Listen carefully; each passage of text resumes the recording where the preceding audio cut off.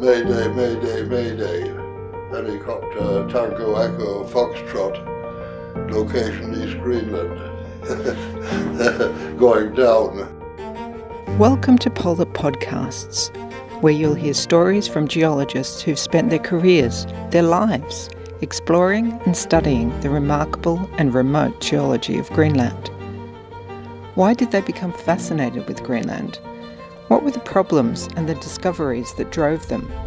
And what was it like working in these remote places where few people venture, even now?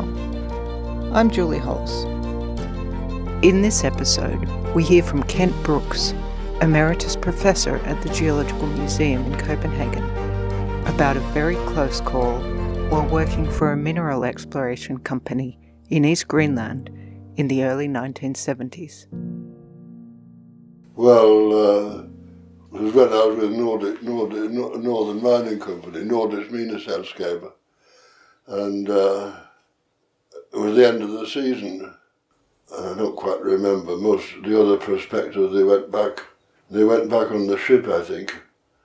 But me and this guy Schatzelmeier, we decided we're going to fly with a helicopter down to Masaryk, down to Kulusuk, and get the plane from there.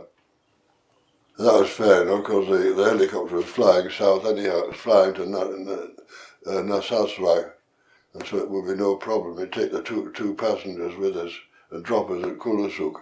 But what we hadn't bargained for was malfunctioned. And we flew south from Aputitek, and we were over the little islands of Patutaraivi, south of there, and the pilot told us that they had a serious problem of rising temperatures in the gearbox, and he'd have to shut off the engine before too long if the temperatures kept rising. And that's in fact what happened. And he turned round, and we're flying back to Aputitek, and he said we better get some airspace in case something goes wrong. So we were climbing 4,000, 5,000, 6,000, 7,000 feet.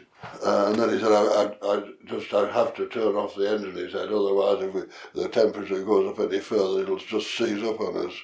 And so this time we turned to shut everything down. We went into auto-rotation. Auto-rotation is when the helicopter flies with no engine. It's still possible to fly a helicopter without the engine because the descent forces air through the rotor blades, causing them to rotate, which in turn slows the speed of descent so that the helicopter effectively glides down. And he was struggling with the cyclic, because of course when you shut off the engine, you lose power control. You lose power on the controls, and they actually work by muscle power. The cyclic is the stick that the pilot uses to control the direction of travel of the helicopter, left, right, forward and back, by controlling the rotational plane of the rotor blades. And I was on the radio sending out an SOS. Mayday, mayday, mayday. Helicopter Tango Echo Foxtrot. Location East Greenland. Going down. And now we're over the ocean. It's not a good idea to be over the ocean when you're in a helicopter, but we managed, because we got up so high, and we managed to glide in on the auto rotation to a little island called Deception Island, and we landed on that.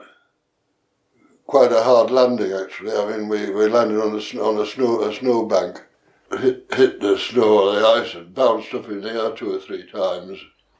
And then, of course, we were on some remote island, and we had to be rescued. And we couldn't expect anybody to come for us immediately, so we had to overnight there. And for some reason, we had no... the helicopter was supposed to have emergency equipment on board. It was supposed to have an emergency tent, but it turned out it was missing. And so I remember sitting out on the rocks there without a sleeping bag or tent or anything all night and freezing to death. It was terribly cold. And the pilot didn't do any better. He was inside the helicopter. It wasn't any warmer in there, I don't think. And then they came from a Pututek using the station cutter, and that was about, I suppose, about 4 or 5 hours sailing away. But the trouble was we were on top of this island, and it turned out that the island sort of was convex, and you'd be at the top of a slope, and you'd go down the slope to get to the sea, and the slope would get steeper and steeper. You go down, then suddenly you'd find yourself on the top of some cliffs, and you couldn't get to the beach anyhow. So we had to then climb up to the top again and try somewhere else. And we really had no idea where you could get. In the end, we found a gully where you could get down into a beach. Anyhow, the long and short of all this was that the boat came from a Pututek with the mechanic on board. And they decided they would fly the chopper back to a Pututek, the pilot and the mechanic, and they would fly in stages. When the temperature started to rise, they would stop and let it cool off for a while. But they wouldn't take any. They said it wasn't permissible to take any passengers under these conditions, and we'd have to go back on the boat. I remember stopping at this small island, the Skerries we call them, and we stopped there and went ashore, and we were going to brew up some coffee.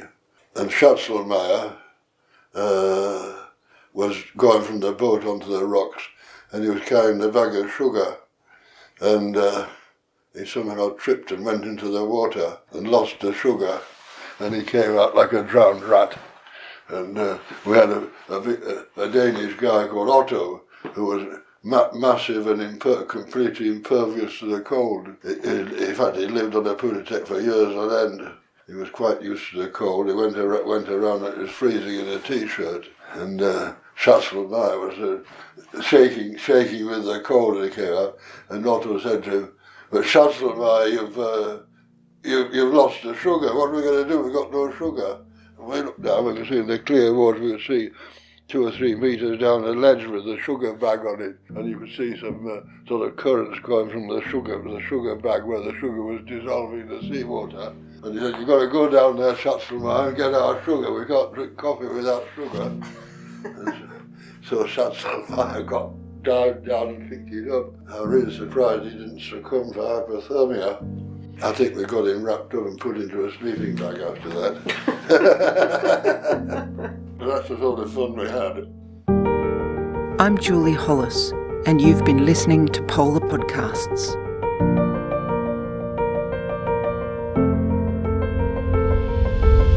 In the next episode, we hear more from Bjørn Thomassen about his one-man expedition exploring for copper and lead mineralisation for the Nordic Mining Company in 1973.